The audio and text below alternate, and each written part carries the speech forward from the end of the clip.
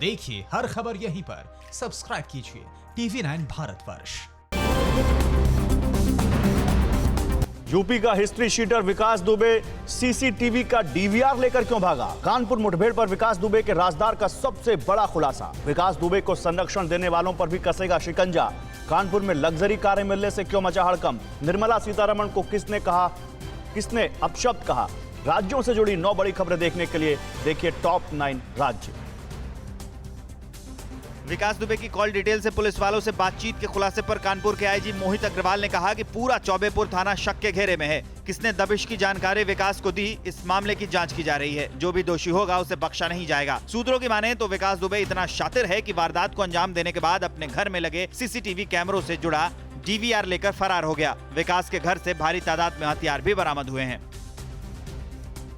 कानपुर में 8 पुलिस वालों की हत्या के मामले में पुलिस ने विकास दुबे के राजदार और 25,000 का नामी बदमाश दयाशंकर अग्निहोत्री को एनकाउंटर के दौरान गिरफ्तार कर लिया है। दयाशंकर के पैर में गोली लगी है। उसने खुलासा किया है कि विकास के पास थाने से फोन आया था। विकास खुद बंदूक से फायरिंग कर रहा था। इस बीच विकास की कॉल डिटेल में कुल 24 पुलिस वालों के नाम सामने आए हैं। इनमें चौबेपुर थाने के एक दारोगा के अलावा 2 सिपाही के लगातार संपर्क में रहने के भी साक्ष्य मिले हैं।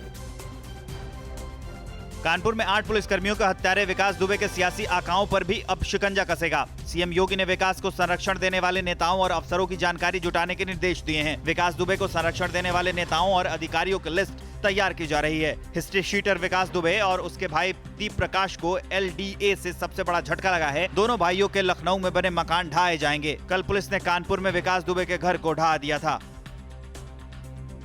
कानपुर के काकादेव इलाके में 3 लावारिस गाड़ियां मिलने से हड़कंप मच गया। बिना नंबर प्लेट के 3 लग्जरी गाड़ियां विजयनगर तिराहे पर खड़ी थीं। ऑडी, फॉर्च्यूनर और हुंडई वर्ना गाड़ी मिली है। पुलिस को आशंका है कि तीनों गाड़ियों का इस्तेमाल आपराधिक वारदातों में किया गया होगा और पकड़े जाने के डर से बदमाश उन्हें छोड़कर भाग गए होंगे। पुलिस ने तीनों गाड़ियों को अपने कब्जे में ले लिया है।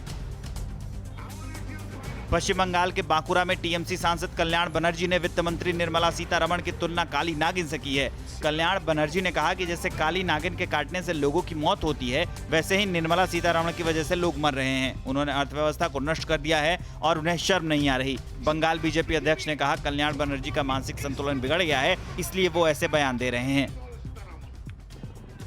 पेट्रोल डीजल की बढ़ती कीमतों के विरोध में आरजेडी नेता तेजस्वी और तेज प्रताप यादव ने पटना में साइकिल चलाकर विरोध जताया। तेजस्वी और तेज प्रताप यादव ने समर्थकों के साथ अपने घर से आरजेडी कार्यालय तक साइकिल मार्च निकालकर विरोध जताया। आरजेडी के 24वें स्थापना दिवस पर पूरे राज्य में आरजेडी कार्यकर्ताओं ने साइकिल मार्च निकाला। महाराष्ट्र के बुल्ढाना में देखते ही देखते एक 3 मंजिला इमारत भर कर ढह गई। सुबह इमारत में कंपन हुआ, जिसके बाद इमारत में रहने वाले लोग बाहर निकल आए, जिससे किसी जान माल का नुकसान नहीं हुआ। 30 साल पुरानी इमारत बारिश की वजह से बहुत जर्जर हो चुकी थी। नांदुरा नगर परिषद ने इमारत को पहले ही खाली करने का निर्देश दिया था। यूपी के औरैया में संदिग्ध हालत में कार मिलने से हड़कंप मच गया। आनन फानन में पुलिस टीम पहुंची, कार को अपने कब्जे में लेकर उसका शीशा तोड़ा। कार के अंदर एक बच्चे का स्कूली कार्ड और खून से सने कपड़े मिले हैं। गाड़ी कानपुर के प्रॉपर्टी डीलर अमित दुबे की बताई जा रही है, जो कल रात से मथुरा से अपने घर लौट रहे थे। अमित दुबे के पिता ने पुलिस से अपने बेटे के सकुशल रिहाई के लिए गुहार लगाई है।